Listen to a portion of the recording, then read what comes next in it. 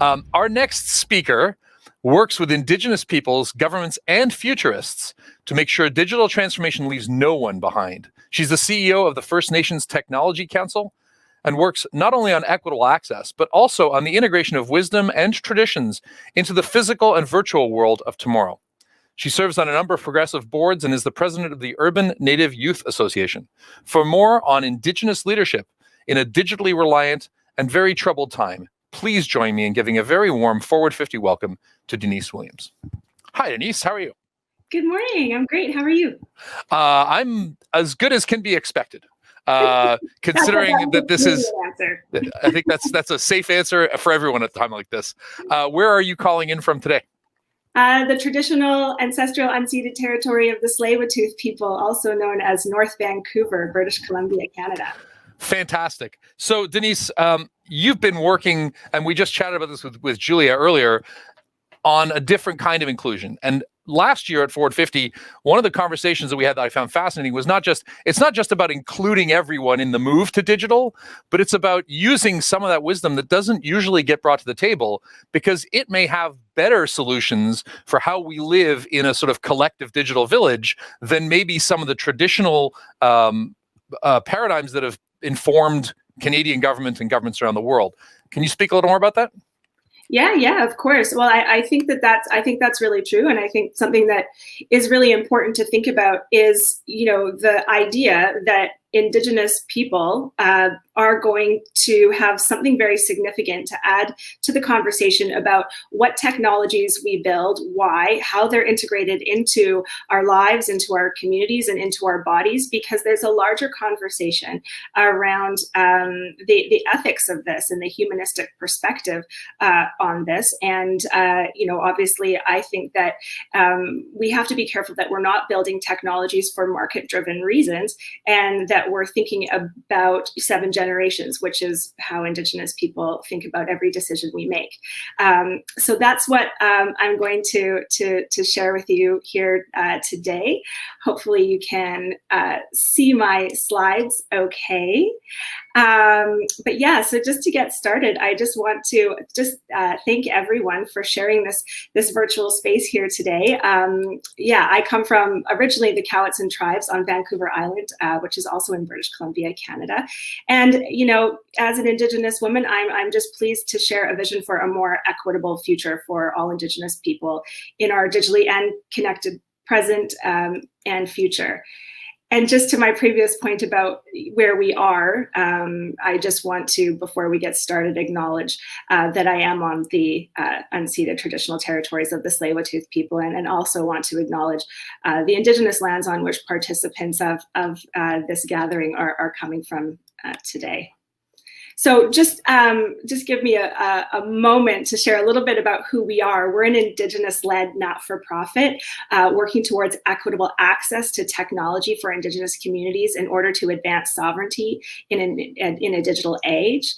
And our mandates come from the First Nations Leadership Council of British Columbia, and they've asked us to do the following. So to ensure all our people, all Indigenous people, have the digital skills to succeed in a digital and connected world, to ensure all of our people have access to equal and affordable technologies, that we are promoting and enabling integrated information management systems that lead to thriving sovereign Indigenous communities, and that all people have access to services and supports appropriate for our people. So how we translate that into our vision and mission as an organization is to succeed in all Indigenous people having access to high-speed, affordable, and sustainable connectivity, internet and mobile connectivity. All Indigenous people have access to the education and the skills required to participate in the digital and connected economy, which is really important. In the previous discussion, you were just talking about, those pipelines of talent and where people are coming from. Indigenous people in Canada currently make up less than 1% of the tech and innovation economy. So there's this big skills demand, but there is also a shortage. So we are, obviously working towards ensuring Indigenous people who aren't going to move out of Canada, and are going to be a sustainable talent source stay here and are developed. And also that Indigenous peoples leading the research, data analysis, and planning forward for the integration of technology into their lives. This goes back to the self-determination conversation and ensuring Indigenous people are driving the way that technology is integrated into their lives. Obviously very important, and Indigenous wisdom present at the leadership tables that will determine, I know it sounds dramatic, but as we wake up today, humanity's fate. So what we're doing about this, we're drafting Canada's first Indigenous framework for innovation and technology. If you want to know more about that, I would love to share more with you.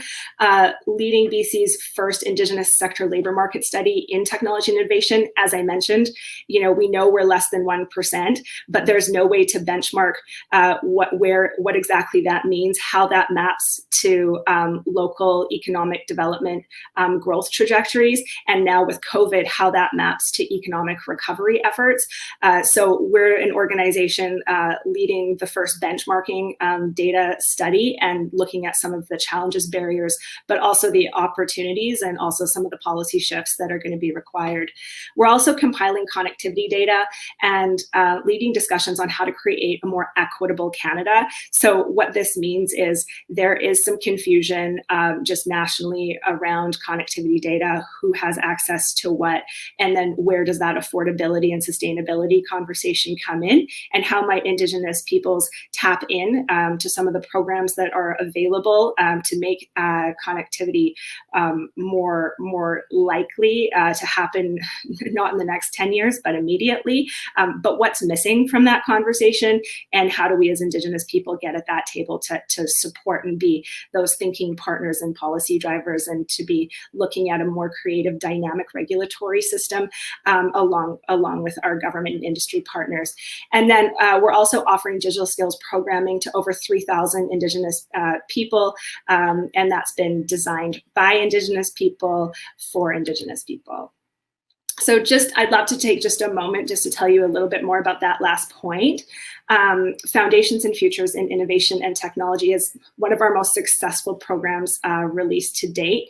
It's an introductory program, so it gives our students access to 6 digital skills areas connected to the outcomes of a provincial labor market study on growth of the tech sector. It's comprised of 12 weeks with monthly start dates, which of course are all now virtual.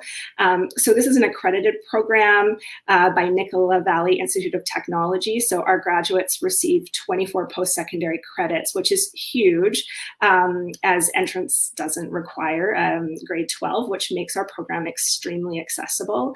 And Foundations is our entry point for anyone interested in the sector, but wanting to explore how their skills might match up.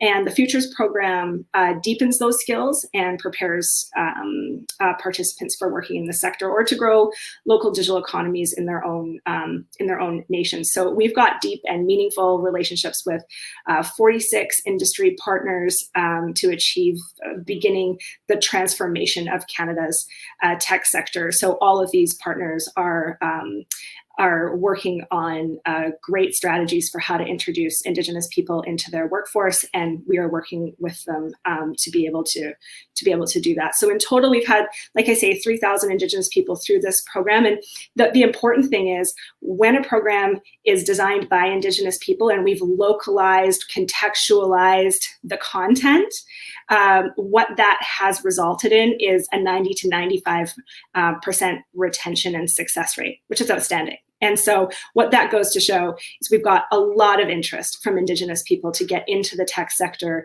to grow local digital economies, and that the work is on us to ensure that we're designing a curriculum, we're doing that legwork to figure out how to contextualize it for Indigenous people, and so that it is a true co-creation effort.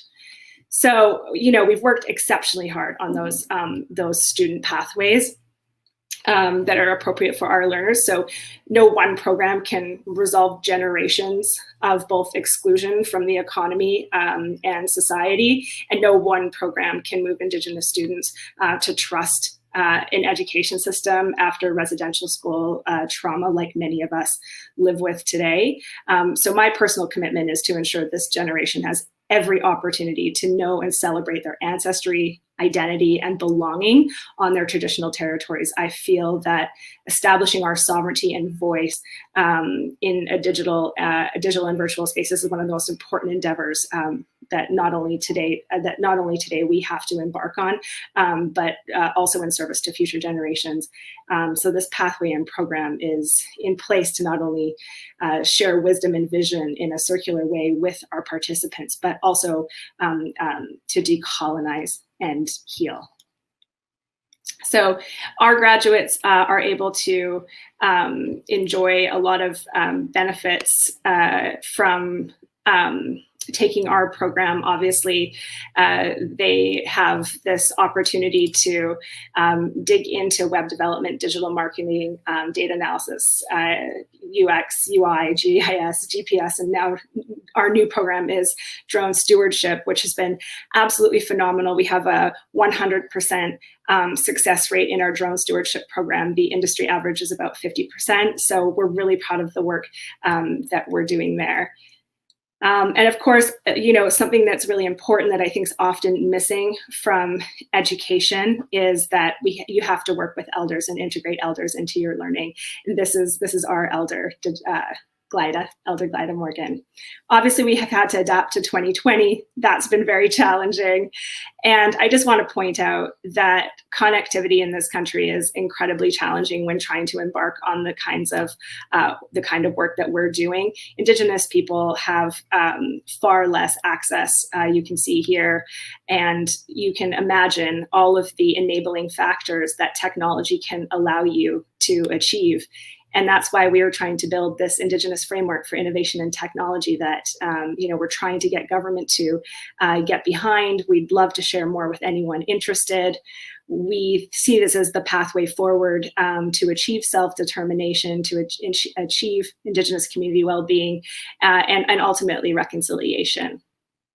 We've got a draft together, and the reality of this, we have to move on this now. COVID-19 has really pushed us to have to achieve this more quickly, and we have to take action. And so if this is of interest to you, please visit our website. Please reach out to me. I'd love to chat more. It's all about collaboration, and that's the only way we're really going to get through these times. So thank you so much for the time. I so much appreciate the space. Thank you so much, Denise, for joining us. So I think I really want to underscore, and I hope I speak on behalf of Canadians and other public servants around the world, this is not just about delivering better broadband to Indigenous communities. We are reinventing everything about government right now in the face of digital. As I said earlier, there's so many things that change. It seems like this is the perfect time to ask around and see what other models there might be for achieving consensus, for meeting as a group, for making decisions quickly, and so on. I know we have very little time, but I don't want to shortchange this conversation. What do you think we should be doing better to take some of the wisdom that has existed in First Nations for centuries, for millennia, and try and apply that to the processes? Julia and I were talking earlier about not being process huggers, right? Don't cling to the old ways. Well, maybe we should cling to some really old ways. So do you have any thoughts about how we can sort of take stock of what might be useful and have that be a two-way conversation?